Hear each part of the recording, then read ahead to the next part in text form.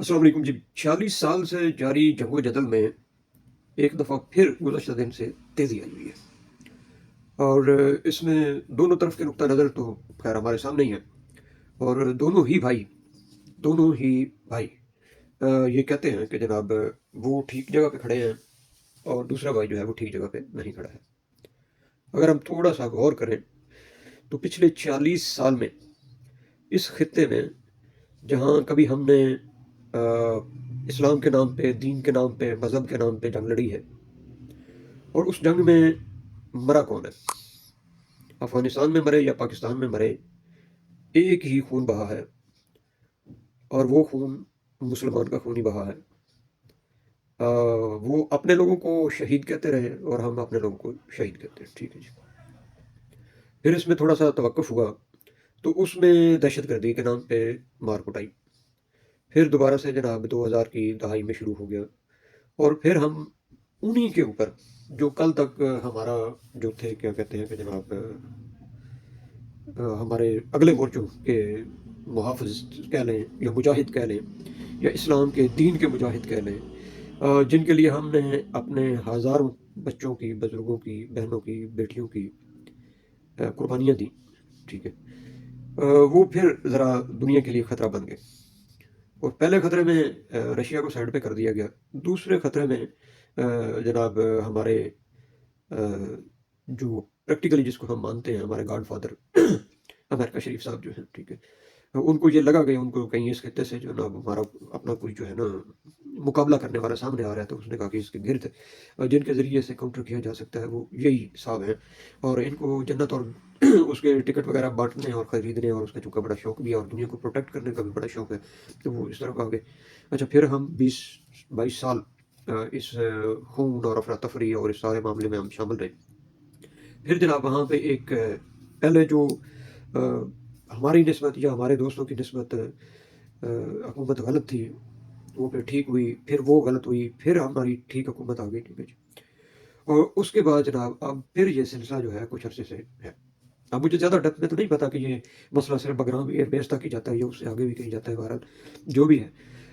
इसमें जो सबसे ज़्यादा नुकसान हो रहा है, वो एलीट क्लास का तो हमें नहीं पता क्योंकि उनका कभी नुकसान होता भी नहीं है। उनमें से कोई चंद एक दोस्त जो हैं वो इस की कुर्बानी में लग जाते हैं या उनकी कुर्बानी लग जाती है, लेकिन उसके फ़वाइद उठाने वाले ढेर सारे होते हैं। जिस तरीके से आप देखेंगे जब ये रिजीम चेंज हुआ है अफ़गानिस्तान में, तो उसके बाद जो वहाँ से भागने वाले थे जिन्होंने 20-22 साल मज़े लिए थे वहाँ पे, उन्होंने अपने जहाज़ के जहाज़ भरे हैं और वहाँ से बर्फ़-चक्कर हो गए मरने के लिए, फिर अवाम आ गई है, फिर ये दूसरे भाई आ गए। अब इनको अल्लाह समझाए क्या हो रहा है इसके साथ, ठीक है? कि अब दूसरी साइड पे ये सारे मामलात चल रहे हैं। इसमें थोड़ा-सा अगर हम दुनिया को देखेंगे, सिर्फ़ मुसलमानों को चलो देख लेते हैं। ईरान और इराक की अपनी लड़ाई का फ़ायदा किसको हुआ? ईरान और इराक के दरमियान लड़ाई का फ़ायदा किसको हुआ?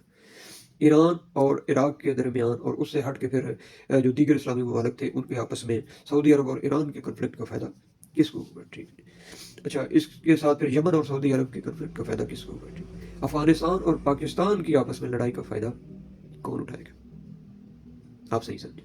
वही उठाएँगे। बस ये है कि हम इसमें ये समझ के और सोच के और देख के नाचते रहेंगे, गाते रहेंगे, उछलते रहेंगे, कूदते रहेंगे, फुदकते रहेंगे कि जनाब हमने ये कर दिया, हमने वो कर दिया, आज हमारे साथ ये हो गया, आज फलाँ बंदे ने हमें थपकी दे दी, आज फलाँ बंदे ने यानी कि हमारी अप्रोच ऊपर से लेके नीचे तक। यहाँ नीचे भी आप देख लेना किसी को कोई जितना बड़ा चोर, उचक्का, ज़ालिम, गासिब जो भी है, ठीक है?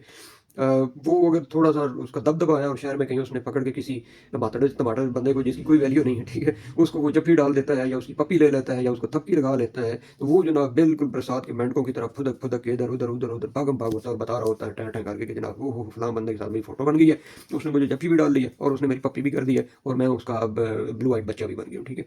यही जब दुनिया को इंटरेस्ट होता है, जब उनको अपने मफादात यहाँ पे नज़र आते हैं, तो वो हमें गोदी में उठा के इधर-उधर हमें करते हैं जनाब, फिर हमारी पप्पियाँ-शप्पियाँ लेते हैं और हमारे ऊपर नोट-शोट भी निछावर करते हैं कुछ, तो हम नीचे से जनाब फुदक-फुदक के कह रहे होते हैं कि जनाब देखें हमारी वैल्यू देखें कहाँ पे पहुँच गई है और अब तो हम पता नहीं क्या बनने वाले हैं। और उसका अल्टीमेटली जो रिज़ल्ट होता है या उसकी जो कीमत होती है, वो कौन अदा करते हैं?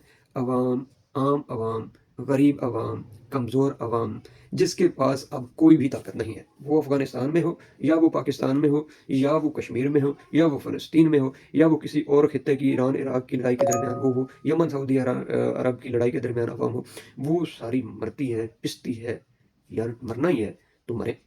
مسلمان کے لیے تو موت جو ہے وہ بڑا ایک خوبصورت گفٹ ہے مسلمان کے لیے، تو اس کے لیے مرنے کے لیے دنیا نے پلیٹ فارم آپ کو دیا ہوا ہے نا، فلسطین میں دیا ہوا ہے نا، کشمیر میں دیا ہوا ہے نا، یمن میں بھی دے دیا ہے، ٹھیک ہے، اور اسی طرح دیگر جو مسلمان علاقے ہیں وہاں پہ دیا ہوا ہے نا، مرے وہاں پہ۔ اگر وہ اپنے دین کے نام پہ، اور اگر وہ اپنی کتاب کے نام پہ، اور اگر وہ اپنی رٹ کو قائم کرنے کے لیے، اور اگر وہ اپنی آسمانی اتاری ہوئی کتاب جو کہ قرآن کریم کے آنے کے بعد منسوخ ہو گئی، جو ترمیم شدہ ہے، اس کے اندر کی گئی کسی پیشین گوئی کو پورا کرنے کے لیے پوری دنیا کے تمام مسلمانوں کو، تمام انسانیت کو جناب بلڈوزر پھیر کے بتائے لگائے جاتے ہیں، تو آپ ان کے بلڈوزر کے ڈرائیور یار تو نہ بنے، مرنا تو مرے، ہمیں بھی موقع دیں، دوسروں کے بھی موقع دیں، سب کو وہاں پہ۔ یہاں پہ اگر آپ یہ سمجھیں گے کہ وہ ایک ہمارے یہاں پنجابی میں مثال دی جاتی ہے کہ وہ بلی کبوتر کی طرح اپنی آنکھیں بند کر کے آپ کہیں گے کہ بلی ہمیں نہیں کھائے گی، تو آپ اس وقت تک تحفظ میں ہیں جب تک بلی کو کہیں اور سے سپیس نہیں ملتی یا اس کا مقصد پورا نہیں ہو جاتا۔ جس دن اس کا آپ کی گھٹر غون سے مقصد پورا ہو گیا، اس دن وہ آپ کی گردن بھی دبوچ لے گی۔ خدا کا نام ہے، دونوں بلکہ دنیا پوری میں جہاں بھی آپس میں بھائی لڑ رہے ہیں ان سے ہاتھ باندھ کے ریکویسٹ ہے کہ یار خدا کا نام ہے ان معاملوں کو سلجھائیں، ان کو آپس میں بیٹھ کے دنیاوی مفاد، دنیاوی مقاصد، دنیاوی چند دنوں کے قبضے اور چند دنوں کی حاکمیت کی خاطر امت کا مزید بیڑا غرق مت کریں۔